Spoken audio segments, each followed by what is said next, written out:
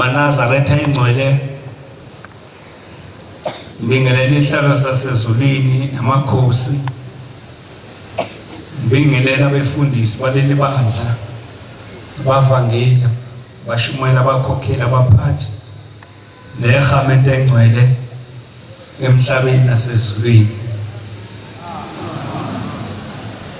maNazaretha engcwele umvangeli uMaduna wakhona lapha ekhaya. Amen. Ngiyacela kwabasezulwini uShembo ingcwele uNyazi lwezulu abavulele nobaba nezalokazi zakwethu zingiphase kulo msebenzi wakhe, ngingagoqi ngedwa. uNyazi bese lesisela amazwi alo azothanda abantwana basezulwini ukuthi baphile ngawo. Amen. Ngizocela ke maNazaretha ngesihlabelelo sesishiyagalombili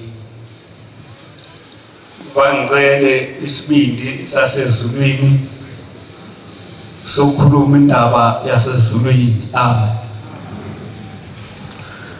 Ngiyazikhumbula izeluleko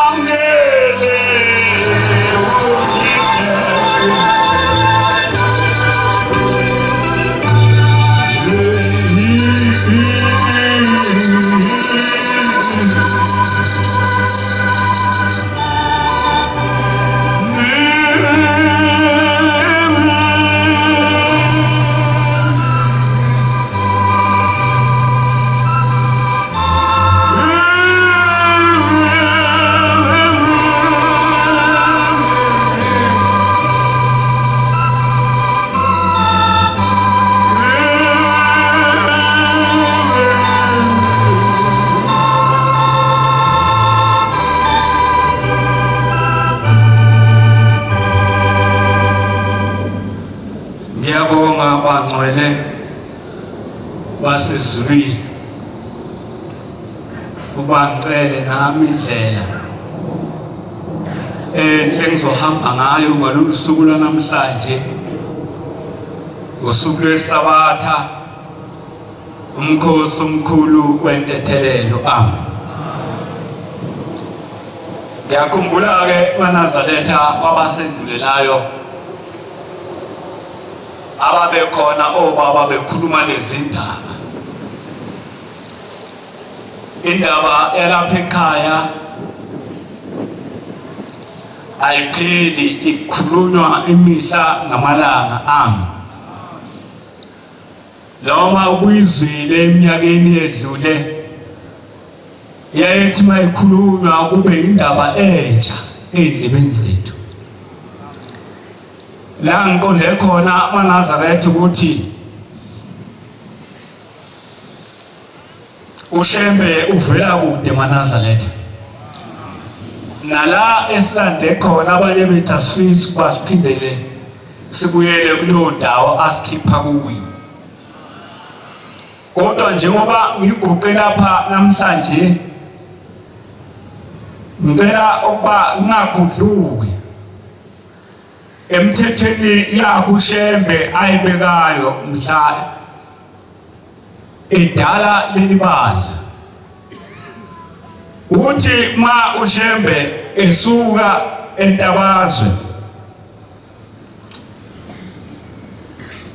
lapha emzini wase-Free State kuthiwa wafika endaweni yasePhiriti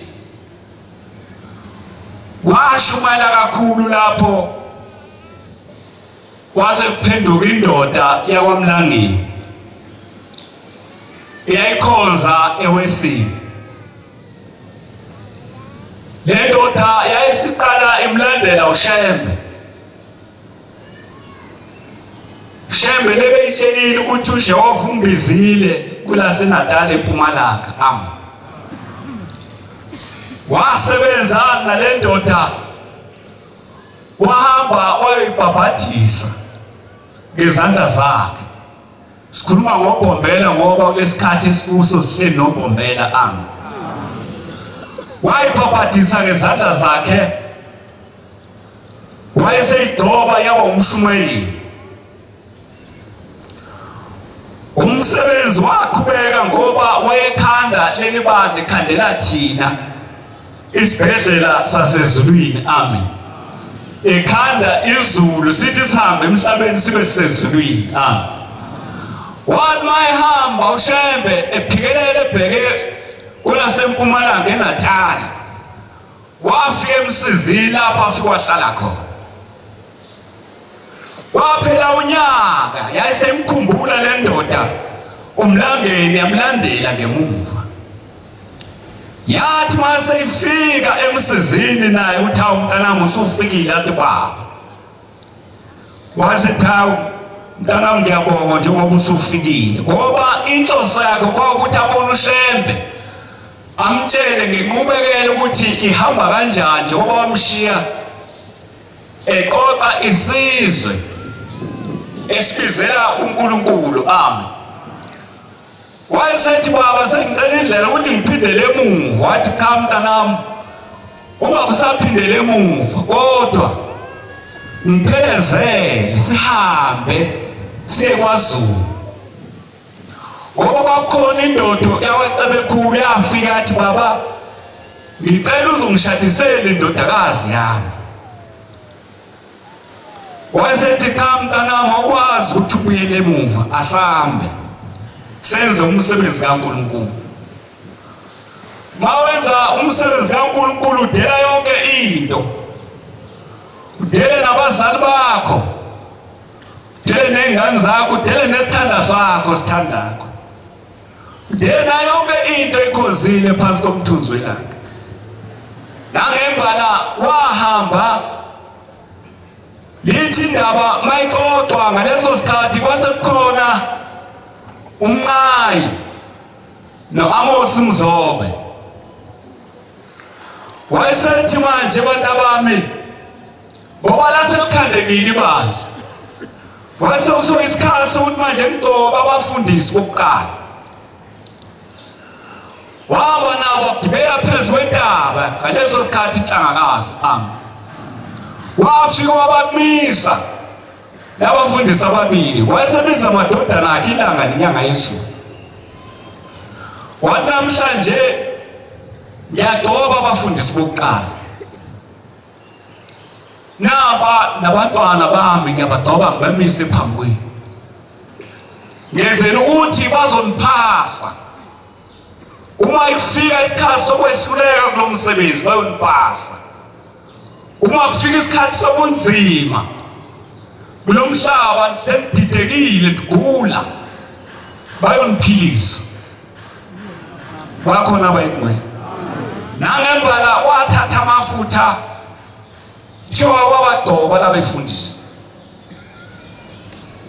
emva kokubadoba wayesenda bathatha amatshe wesilinganiso sendoda iyona loyo okhona labathathe amatshe wesilinganiso sendoda thathe nenkatha wayesenda bakhuphukele phezu kwentaba lapho kusondela khona bazofike bawabeke khona kodwa phambi kwalokho wayesehlela nabo ebanikeza umthetho ukuthi njengoba ngithi thathani lamatshe bantu bami lamatshe ayisifungo phakathi kwenu noNkulunkulu amen ayoba ufakazi womhla wokuphela baze bathatha abamba babeka phakathi lapho okusontola khona itshe lenkosi ilanga lamalanga nguqunguqu lathaka ungubani wathi itshe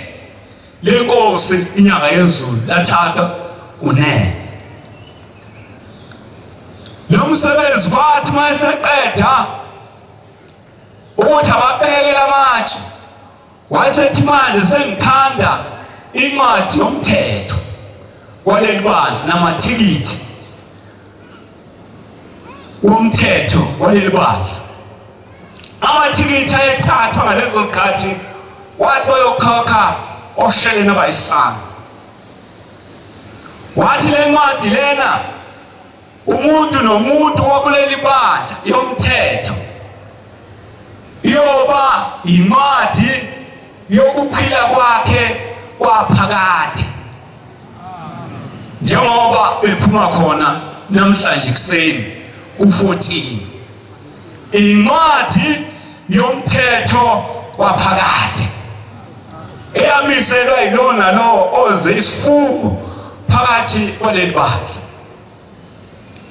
ukuthi maseqedile ukuzenza lezo zinto lezo esethazo qala intaba uthi bantu bami njengoba siyazilungisa njena sintabeni eKenani amen uthi bantu bami zigcinelike namhlanje niphathe kahle ngoba sikhuluma ngenono lasezulwini amen la kukhona inono lasezulwini kuyasetshenzwa akuphulungwa ukhulunywa kahle uhanjwa kahle akumenyezwa akekho nezwi engaphezu kwashembe njengoba silapha nje siphansi kwesandla sakhe sisentendeni yesandla sakhe ukhanda leli bandla njena uNkulunkulu uthanda ukuthi sibe sezulwini ngoba akuyona nje into eyaqhamuka nje emqondweni wakhe kodwa wayibona sehlupheka kakhulu wayibona lento yavezwa njengesithombe sasezulwini noma uTV wasezulwini wathi washembe uma ungathanda ukungilandela lo muza uzokufika kuwo ebona umusho akiwe ngamatshe umuzo omuhle wathi mayevuka lapho wayesethathela khona ukuthi cha ngiyawuthanda lo muzi ukuthi nami ngize ngifike khona wayesehamba elandela izwi lekhaya ke silandela izwi likaShembe uthi siphatheni kahle ke bantu bami uthi njengoba sesizoya entabeni ngiyangicela bantu bami njengoba sengibagcobile abafundisi bokuqala ngiyangicela niziphathe bakhona ke abalandele emva kwalokho omzobe eZambo Nambi, oThabete, oJahanisi Mlangeni, bonke laba bafundisi besibili uGqotho kule bandla. Usethi njengoba bantu abami ngithi zigcineni uthi namhlanje njengoba sesizogibela intaba, entabeni lodliwa isidlo, uthi lona lo akazigcini. Ayahlukana malawo manje. Ilona lo bethanda kakhulu itiye angaliphuzi itiye. Amafutha awadliwa. Wazisho nolayisi no baking powder imvubele yonke lento wathi kuyekeni manje. Wayesethatha abafundisi bakhe wayeseqala intaba. Uthi manje sefikile uShembe phezulu kwentaba yomhlangano. Lase likhuluma izwi. Lathi Shembe baphi abantu. Wathi baba ngithe abalinde izwi. Mase lifikile izwi bazokhuphuka abantu. Wazathi izwi lawo bantu abasekho sebehlukile. Ho, basuka basukile labantu ngoba uthe Shembe abayeke itiye. Singayithandi izinto ezingenamsebenzi. Izinto ezingeke zisifake ezulwini kaShembe siyeke. Wayesethi bafundisi nina nithini? Nithi abantu abaliphuze yini itiye? Baba bangaliphuzi itiye. Cha, ningasho njalo bantu abami. Anothi abaliphuze itiye. Abantu batshela ukuthi balipheke ngamabhoda amakhulu bese bephuza itiye. Ngoba sebehlukile abantu. Mase beqedile ukuphuza lelo tiye, unkosazana uMtungwa uyokhipha umhlangano abahola azawubeke phezulu kwentaba yomhlangano. Wase bebuyela kubantu. Ubaba uthi asiliphuze itiye. Hawu bangalinda abantu hawu bakuyena nangembala yaphuza unkosazana uMtungwa wayesekhipha umhlangano njengezwi kaBaba wazobeka phezulu kwentaba yomhlangano. Yithi indaba enkulumo eManazaretha mase ubekile umhlangano phezulu kwentaba yomhlangano abaziyo ngetaba sentangakazi. Kwakhona ithempeli lesezantsi bekhona ithempeli eliphakathi. Yithi indaba enkulu bahamba sebegibela intaba ukuthi yobingelelwa. Beyolinda ethempelini leli lingenhla eliphakathi nendawo bafike balinda khona. Mase belindile sokuphela insuku wayesefika ubaba. Wayefika kube nenkonzonyana lapho wangayiphathi inkonzo wayesedlula. Wathi mayethi dundu wenta wayeseguqa ubaba. Wathi kayengaphimiseli ukuthi uthini. Kodwa wayekhuluma ulimi lwasezulwini. Okuyithina silapha sihle lapha fanele silazi ulimi lwasezulwini. Ukuthi mase likhulumile unyazi lwezulu seselikhulumile. Amsekho omunye umuntu ophinda akhulume. Wathi maqale ukuphimisela. Wathi ngiyabonga baba.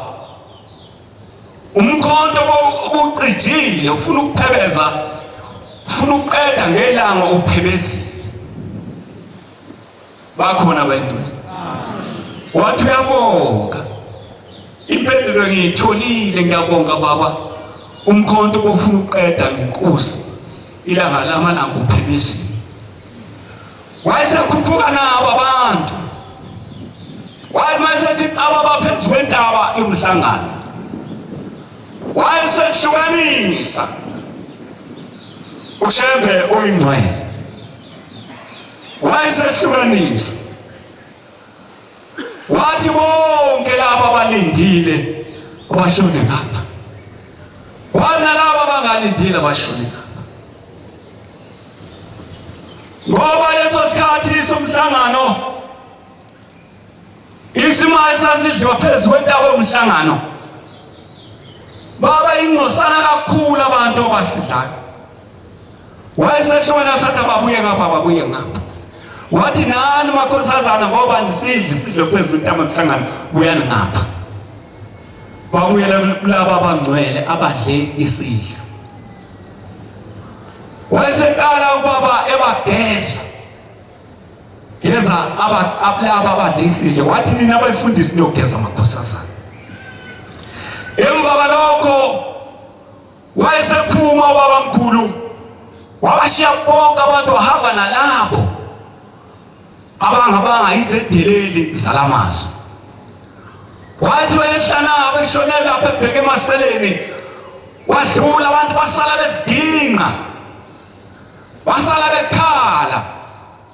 Wathi ubaba usesilahlile, ubaba usesikhiphile esontweni, ubaba akasasithandi, wakhuluma yonke into abayikhulumayo. Wabashiya lapho wahamba nomhlangano. Kuthiwa wabe ingxoxana kakhulu. Wathi uma efika eMdloti wafika watshela uMshumayeli, wathi Mshumayeli, hamba ubatshela ukuthi awudiliki umhlangano usilandele. Wahamba nabo uMshumayeli wabe ubatshela. Wawusudilika umhlangano usuphikelele emzini wasePhakameni. Uthi ma usehambe efika emzini wasePhakameni, Shembe wakhuluma noMshumayeli uNtombela, wayephathe izitsha, waphathe neladi. Wayeselithatha leladi uMshumayeli ufake lapha eginyezini. Wokwenze nje manje ufake lapha eginyezini, ufike isikhathi somthandazo ngizosho bese singena sobabili bese senza umthandazo. Bonke laba babezizithelele zalamazwi nalaba bebenze kahle, wathi ungena nje sibe babili. Bathi aqhubeka ubaba, bathe beyenziwe inkonzo, angena ubaba nalo Mshumayeli Ntombela kwenza umthandazo lapha eginyezini. Kusathi-ke ubaba mkhulu bayiqhubeka yenza lento, base beqaphela abantu, bathi seyanikwa yini. Hawu baba usesicisha umthandazo. Umthandazo walapha ekhaya ukuphila maNazaretha. Ukuhamba wala ekhaya ukukhuluma nje uShembe nje engashongo lutho, ekhulumile athi inkosi imbusise niphilile. Amen. Bathi usesicisha umthandazo uShembe. Bathi hayi base bekhuluma bezinguyazana, bathi hayi asomgadi uma engena laphayana ekwenza lokho akwenzayo, sihlale ithembeni zakhe zingene ezigcwele phakathi. Nangembala wathi uMshumayeli Ntombela ekwenza lokhu waqala bangena ngaphakathi. Wangena ubaba bathola abantu sebegcwele ngaphakathi, wangena ubaba wayifundela yena umthandazo. Wafunda waqeda maNazaretha engcwele. Eqedeni wakho uMnazaretha waphuma egaqa ngamadolo. Waphuma egaqa lapha eginyezini ngamadolo. Wahamba uphuma ngaphandle. Ithi igama maNazaretha ngalezo khathi 1934 wahambe umntwana wendodana yakhe endala kuthiwa uBenjamin Shembe. Mahambile umntwana wakhe uBenjamin Shembe. Ithi indaba enkulu waphuma uShembe, wakhulumisa umuntu waphuma, wahamba wayehlala emzini ehlathini ey'ntabeni engatsheli muntu. Wakhona oyephuma aphuthamisa amanzi, aphuthumisa yonke into ayidingayo engasho lutho. Bakhathazeka abantu uba bangasabuyi angene phakathi usesimenzini. Nathi maNazaretha sokhathazeka. Uma uShembe sesingasambona sokhathazeka. Bakhathazeka abantu bahamba bayobuza baba sikwenzeni. Babecabanga ukuthi mhlawumbe ukhathazwe ukuhamba kwendodana umzukulu wakhe. Kanti hayi cha, sonke siyokuhamba lapho siyophelela khona enkosini. Amen. Wathi cha abantu bami, njengoba ngiphume ngahamba njena ngilapha ehlathini yedwa, ngilapha ehlathini entabeni ngihleli ngedwa, bengiyobuza uNkulunkulu engakhona indawo. Amukho umuntu emhlabeni kuthiwa umuntu athi uhambe wayobuza uNkulunkulu ukuthi make hamba leli bandla liyoncipha noma liyophela. Cha abantu abangijabule kakhulu impendulo ebengilindele isibuyile. Uthe uNkulunkulu umveli nqama leli bandla alisayi kuphela. Likhona bayingcwele leli bandla alisayi kuphela. Ilokho bengikulindile bantu abami. Wasethu uShambo ingcwele bantu abami ngoba silapha entabeni. Silapha entabeni silinde imithetho kaJehova. Silinde uba siphile. Mase sibuyele emakhaya. Sibuyele emakhaya sesiphilile. Kodwa ke eNazaretha la ngikhona ngisendabeni yomthetho kaShembe ukuthi singayidembeseli. Singayithathi kancane.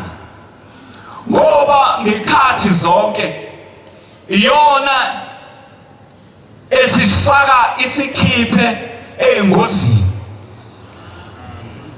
Ngicela nifunde incwadi kaDaniel 12 iverse 1 no 2.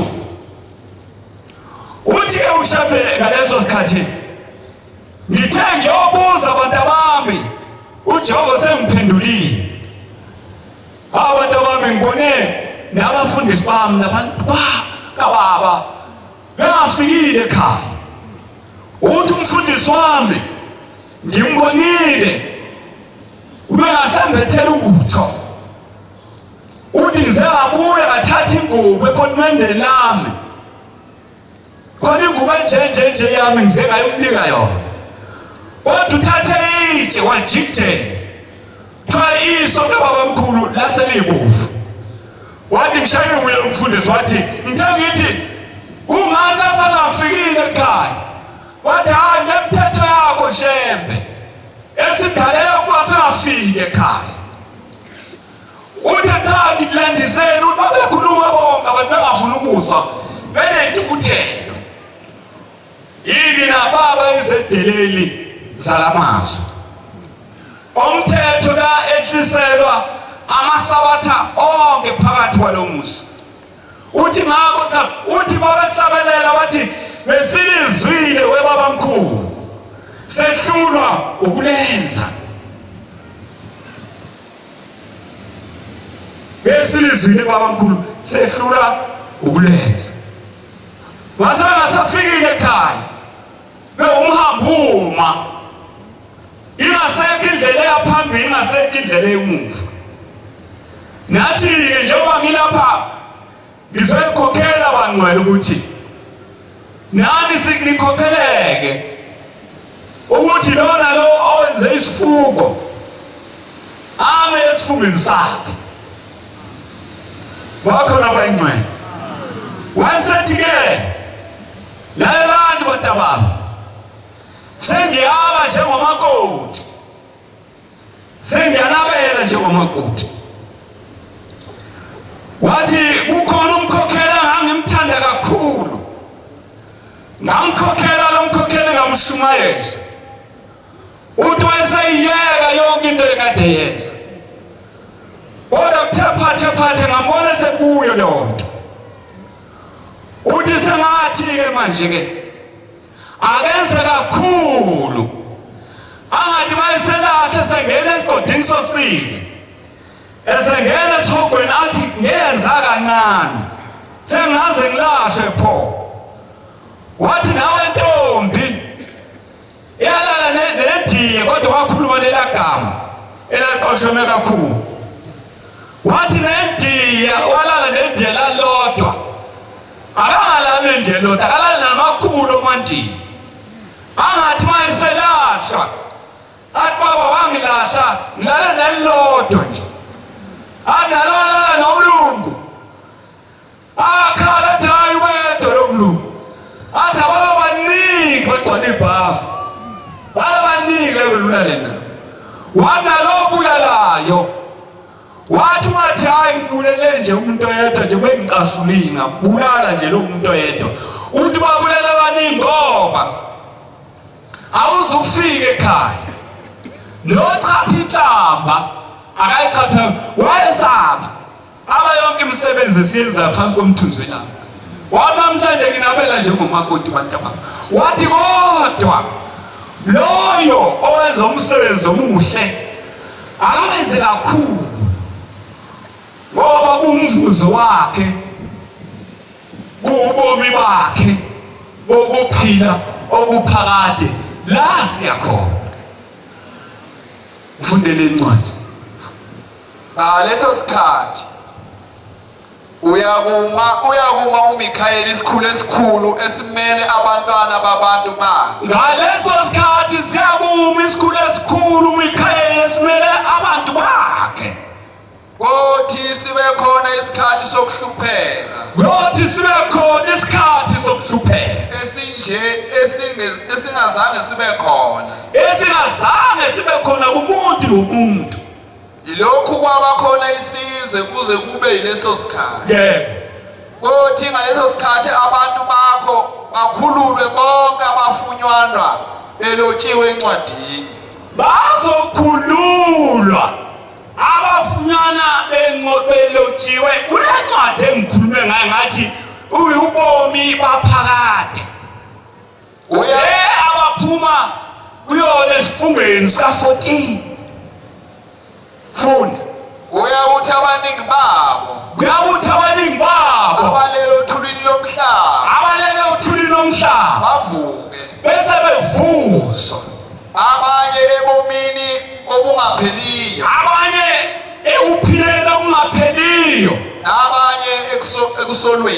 abanye ekusolweni nasekudelweni okungunaphakade amen yileyo ndaba-ke banazaretha engithi angiyikhulume imithetho yashebheleni bandlaleni ukuthi asayibambisise amanazaretha ingcwele masihamba njengoba sizohamba phuma umhlangano ubheke entambeni kunamavikazi ngiyazi abaningi baba sebengasekho bokushisa impepho emakhaya bebikela amakhehla lezalukwazi ukuthi sesiyofaka umdedeli umhlangano omkhulu ngiyacela itete kunina emndenini ithole lingenalo iphunga bangcwele ithole lihlambulukile lihlambukele unyazi lezulu uthi ke ushambe ngalezo nsuku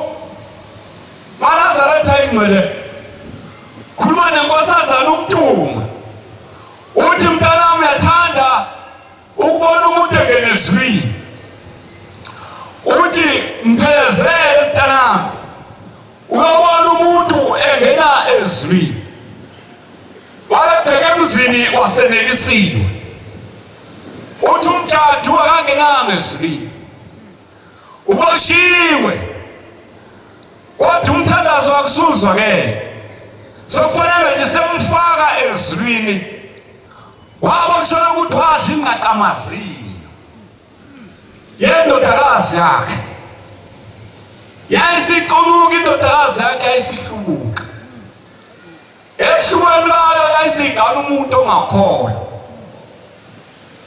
boshele lokho nje umtshado wayesethi asabe bathi uma befika enelisiwe bahamba baya elibeni kamtshado mase befikile elibeni kamtshado wayesethi bonke abantu abakhona bakhe imbali baphathe imbali wayesethi amakhosazana asezulwini abaphathe amanzi wayesekala ushebhe ekhuluma izwi alikhulumayo wayeseqalisani bantabami nithi inkosi ibusise nibusise ilibi ithuna asesha amakhosazana athi inkosi ibusise ithuna lamtshado wayevusa umtshado yomfaka ezulwini ngoba wayecindezelwe ithuna ngento encane njenganakekile mhlambe wayenza athi hayi ngoba uyise ngimdala nginamandla wonke bathi ningabathuthelisa abantwana wayesethi inkosi imbusise emva kuba sebelivunulisa ngeimbali nikhona bayingcwele bakhona-ke abantu abaluwayo kuleli bandla leli njengoba ngithi abafundi besibili wephele wacebekhulu eyoshadisa indoda zakho kacebekhulu lapho kodwa wathi phambi wayofika lapho eyoshadisa leyo ngane enelisiwe emseleni wathi masuka lapho eyoshadisa leyo ngane wakhipha ucebekhulu umnikelo ngizothi ngalesikhathi samanje okapetrol kodwa wakhipha nje u2 pound wathi wabheka ubaba wathi uyomfikisa yini kwaZulu omnikelo wakhamuka uMbasini ngaleso sikhathi wathi baba nango umuntu wayesebonga baba ekhipha upetrol amen wokuthi ahambe afike ayoshadisa le ndodakazi kaCebekhulu uyikhipha nje uMbasini kwase kunesizwe noma abantu bashemba wayesebashumezile wathi kufanele ukuthi mayifika lapho bese bebhajatiswa nani ngakabhajatiswa siyakhona eKhanana bhajatiswana nizahlukanisa amen thatha isifungo sobuNazaretha ya nizahlukanisa kodwa indaba kaNkulunkulu ivela kude eManazaretha engithanda ukuthi nje wasihleli lapha eSandanezwe le ndaba enkulu njena ibonakala ezandleni zethu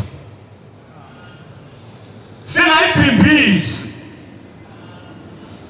kuyiwa ekhathini zikaKhisimusi njena kuningi okuzokwenzeka ungathi inhlangano yokubi ngizibone sengiphathi kakusifakile xwaya-ke ngoba kuningi nokuhle nokumnandi la ngaphandle ongenzele thina kodwa kwenzela abantu abawasizayo abantu abazenzela noma yini bazaqhamuka bekwazi ukuthi uyikhona elikhulu bephethe wathi brutal fruit ngiyibone nje ngegama angikaze ngithi mbibi buningi nosavana be-advertise phela nako-TV eNazaretha engcwele siyawuhlukanisa lo nyaka ithi mbibi nje kancane akekho okubonayo hayi ungazingcolisi ngoba utshwala buphuzwa zilima nikhona eManazaretha yawuthola angikusho lokhu kuphuzwa zilima eManazaretha ya ohlakaniphile umuntu ingako kuthiwa namakhosi engaphuzi utshwala ngoba uzoyenza izinto eziphambene nobukhosi nani namakhola ngqwale ngubo mawaphuza utshwala futhi mawungabujwayele uyokhingela uMnazaretha uthi uthandaza usuphuzile khingela uMnazaretha ongene ehlahleni ngalezo ikhathi wasebethatha ngoba sebengikhipha la kuma-Facebook naku-TikTok bathi naManazaretha onyazi cha ayabuhamula hayi yodwa kufanele eManazaretha lana sizele imithetho ukuthi le mthetho siyibophele ey'tayeni zethu ingaphunyuki ngoba ngithe uShembe uNyakezulu yinono asimfuzeni bantwana benkosi singayikhiphe ezulwini simfuze wathi phambi ngoba afike kwaCebekhulu uShembe wayesekhumbula ukuthi kukhona umfundisi wami la okuthiwa usehlukile angihambe ngimna uShembe ukunika isikhathi akavesi nje akudube maphunyukile abanyathela kabi uyamnika isikhathi futhi asondele ukhulume kahle nawe adoza mntanami woza ubuyele ekhaya nathi asibuyeleni ekhaya eManazaretha singadidwa amabonasi nemali eningi esiholakho lokho kuShembe akusho lutho uShembe ufuna imphefumulo yethu nenhliziyo zethu bakhona bayingcwele ufuna le mphefumulo eyavela kuyo nenhliziyo zethu nomuntu angabi yishinga phakathi kwalenkonzo uyiphathe kahle ubomuntu nje uyiphatha kahle ubathathwa ngabantu abantu bakhulume kahle ngawe wamese fika umbonambi uyasubuka wadala ibandla lakhe uMazayoni washo kwaleli bandla wathi umntanami ngizokuncenga ubuye usekhami shembe singanjalo insuku noma sibuka ukuthi usubuka nje kuqhuba loshona la ngisehlubuki asike mushimyazi kuyani matawamnize ebuhleni igama elihle lasezulwini wathi bayihamba inyanga yezulu esenikeziwe lapho uMataba equlu uthi nayi indawo baba bona ukuthi uzwenze njani wathi sebuhleni wathi lapha kuzokhanda iminisethi lesibonayo ikhanda manje amen nani khandeni maNazaretha bakhona bayindwe khandeni nani phanga isibusiso saphanga isibusiso la sala ekhaya nawo abantu bayekhuluma nombonambi wathi umntana mbuya wathi yeke lo nto hamba ngoba wayesephambene nenkosi yakhe bahambana nenkosi yakhe ngoba umfundisi esemkhulu enemangaliso babe nemangaliso labefundisa abapheli abagodlisa waphamaza benemangaliso wathi ayibuye mntana wami wayesebona nokuthi noshemba kwinto elutho waba isedeleli salamaso wayesemyeka ushemba wantantatha hamba ungene ehlathini wamyeka ushemba yake ushemba untantatha kodwa egcineni uyena ogcinayo uNazaretha nikhona bayingcwele uyena egcinayo nomnayi naye wangena kulelo butho lesibili ngokuqotha nawe namandla esimangaliso unawo nje lawo mandla kono wakho kaShembe nginawo nje lawo mandla kono wakho kaShembe maNazaretha ngisemsebenzini wakhe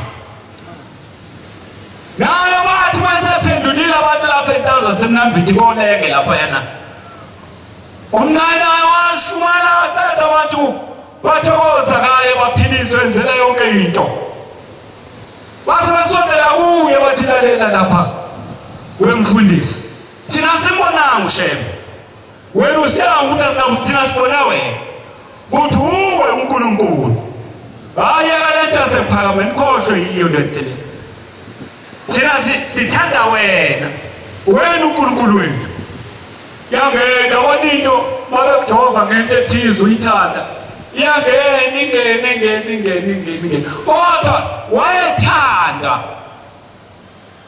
ubaba mkhulu wayemthanda kakhulu emkhonzini waba umuntu wamakhosana noma amazibulo wakhe emzini wasephakameni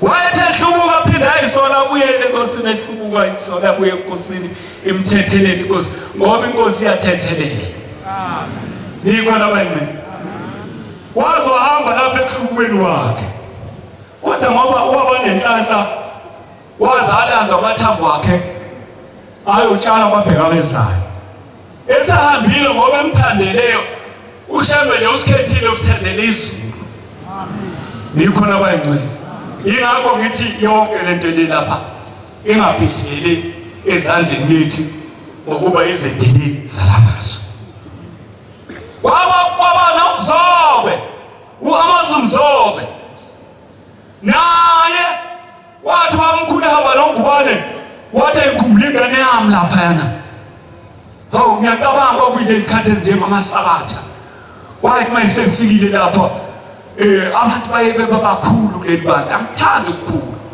ngathi ngahlalela lapha egcineni bese kuthiwa yenza lutho ngwenze lokho bese ngihlala phansi wathi mayisefikile wathi umntanami Mzobe msile kuzokubona wayesekhukhumala ngoba wayegqoka ingubo zokhethelo zokufundisa wathi baba khawufike kahle baba hayi ufike kahle namhlanje ngithanda ukubonisa abantu bami sengibaphendulile ubaba wathalalisa ngathi akazwe lutho wathi umfundisi uthini? Wathi woza uzobona abantu bami baphendulile, abantu bakho. Wayese ezethi kulunge babuka abantu, angabathola begcwele abantu bechithekile esontweni bebaningi. Wasezulwini wathi uGombela maNazaretha, sihleli noGombela isikhathi wathi uyobuya esiqinisweni sesithathu uyena lohleli naye. Asimphatheni kahle maNazaretha akhulu shembe. Lokho esakubona ngomhla ka-3 akungenzeki sisaphila. Akaphile uShemba suyoko 100 years sihleli naye, esifudumeza, esembesa ngengubo esebuhleni. Wathi lungu wababona bathe baningi. Wayemfundisa abantu bakho laba, wathi baba abantu bakho. Wayesekhuluma uShemba uNkulunkulu, wathi eliphunga elizwayo ila mfundisi. Umkhulu nebandla lakhe abantu bakho la. Wathi eliphunga mntana ngilizwelani. Wathi mhlambe ngizwa lokuphinga lokungaka nalokho akubana. Wathi la wayesetlalela-ke mntanami, sesiyahamba thina boShembe, asoke siphinde sibonane lapha nakwelizayo bami. Wayesehamba nokubambe kuyele emuva emsini nasephameni, ngoba wasewehle isiqalekiso wahlubuka waphela. Into yomuntu yaphela, ikaShembe engapheli. Nikhona bayigcwele ikaShembe iphela, kodwa umuntu yaphela. Ingakho ngithi ukusebenza kwala ekhaya, ukusonta kwala ekhaya asingaboni, kodwa senze kahle. uShembe uyosikhumbula ngokwenza kahle, hayi ngokuthandaza kakhulu, hayi ngokushumayela kakhulu, hayi ngokugagu. Amagagu kuleli bandla wapheleli lapha, neyiqhaga kuleli bandla sipheleli lapha. Osalemile ekugcineni njengoba unyazi bezulu.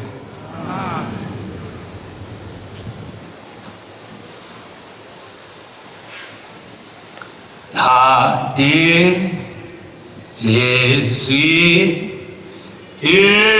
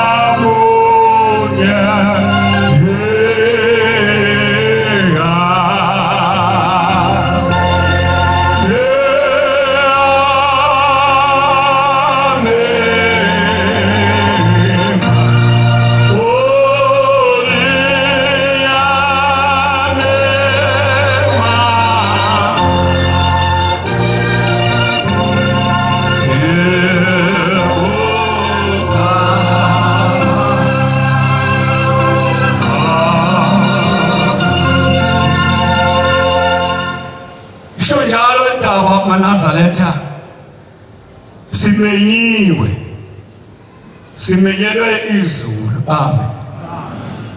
Nizohlukana ke nibheke emakhaya, lo nalo izambatho zakhe zesifungo zakhe ziyohlanjulula, hlanjulelwa indaba. Amen. Abantu bayonikela khona iminikelo yempepho, khona iminikelo yokuloba amagama ethu, ukuthi babanyazi lezulu usasiphethe sisasesandleni sesandla sakho. Siyoloba amagama ethu ngeminikelo yethu, silobela abazali bethu, siyonikelela amacala, siyonikelela iy'ngane zethu ezinye singenazo phakathi kwaleli bandla, ezithi mayikhuluma hayi le nkonzo baba hamba ngayo inkonzo kagogo, hayi thina hayi cha asikafiki isikhathi sisadla ubusha bethu. Kanti uJehova kukho ukudla ubusha bakho, uthi wena usemncane uyothi makufika ikhathi lezi yazi abantu abadala bese ngiqalisa. Cha, indaba enkulu enjalo ngoba ngikhulumile ngathi babe ngaka bebafishane ilanga nabalanga inyanga yezulu begcotshwa, ingoba uNkulunkulu wayebathandela into yasezulwini. Amen. Nathi masibuyele emakhaya soshumayela kanjalo ingane zethu noma zithatha zibamba ziyeka zikhohlisana, kodwa ulisusa icala kuwe uthi ngabatshela ungathi mase kufike insuku uNkulunkulu akukhumbule uvalele ngento wangayikhulumi wena ekhaya, wena ungasho ukuthi mantabami lokhu akwenziwe, lokhu asubonanga ubaba bekwenza, lokhu enikwenzayo ukuthathaphi, njengoba nangibonanga ngiphuza noma ngidla lezi zinto ezidliwayo nikufundeni. Thindithe yonke into susicala kuwe, shembe ukukhumbula. Njengoba sapha ke maNazaretha ngizothi ziphatheni kahle konke okuyobe kuphuma emlonyeni wonyazi lwezulu, uphuma ngomvangeli wakhe omkhulumeli waleli bandla uma kumhlangana nokulalela nokwenze. Futhi mase nehlukene lapha nahamba baselekho ningathi hayi bahambile basemhlanganeni, inkonzo ayikho. Leli bandla livalwa loze kube ungunaphakade. Wonke umuntu ahambile noma ahambile uyobonakala ekhona phakathi kwale ndawo ezothi mongeni uJehova nikhona abayingcwele. Ngiyathanda nokuthi nalabo abakhona bahlonishwe futhi nabantu basezulwini. Shembu kuney'ngane ey'ningi zakhe. Amen. Ezinye nasho ukuthi hayi ziphuza utshwala, hayi zenza kanjena zicaleli, hayi kodwa bangabasezulwini nikhona abayingcwele. Ithi intombi kamkhokheli ilaphayana ngangumshumayeli khona esinqobile yakwaBhengu, ithi hey uShembe cha ngiyofela esandleni sakhe. uShembe ngambona ukuthi uNkulunkulu ayona into akudala yenzekile. uShembe nkathi ehambele enkandla emzini kaMsholozi, uthi usakhelene laphayana enkandla emzini kaMsholozi, ubaba umuntu ogula kakhulu. Sasithi masiphuma siyomfunela imbiza eyayibiza u500. Wethi mayombiza bayisebenzisile noma wachatha waphuza bese phuma ehlalela ngene akuthola ukuphila. Nikhona abayingcwele. Uthi mawakhe uyingudla ka14.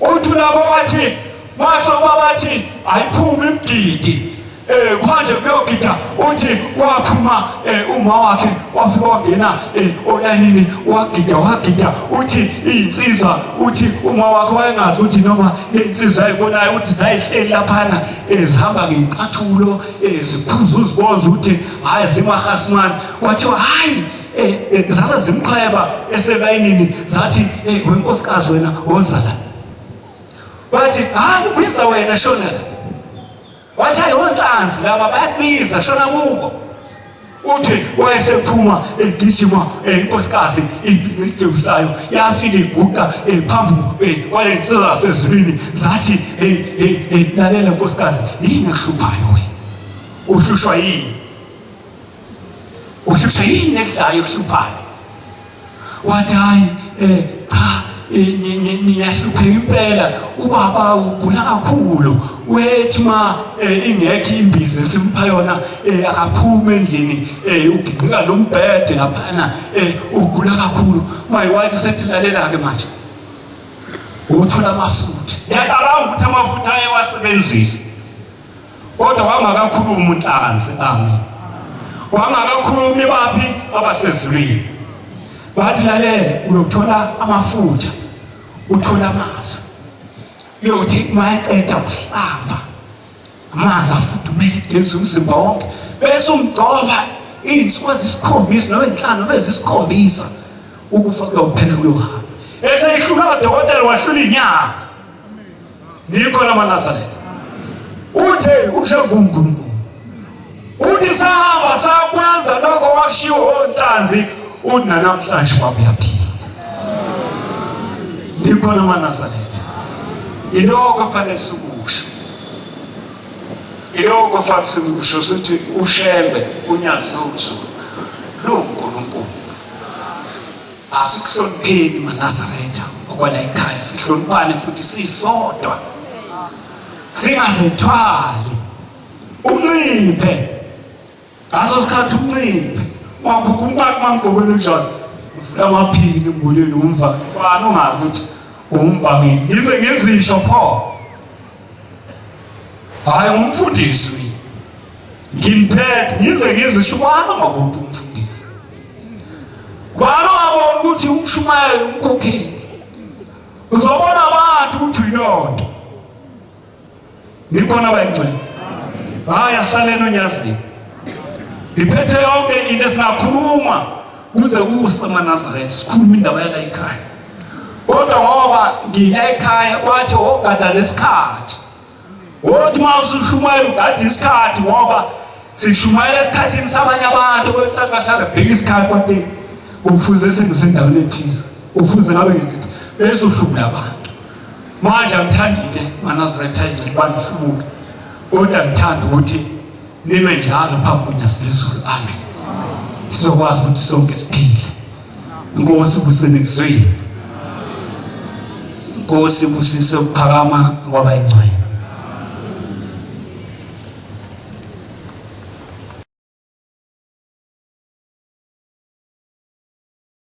inonke zizwe selibasiwe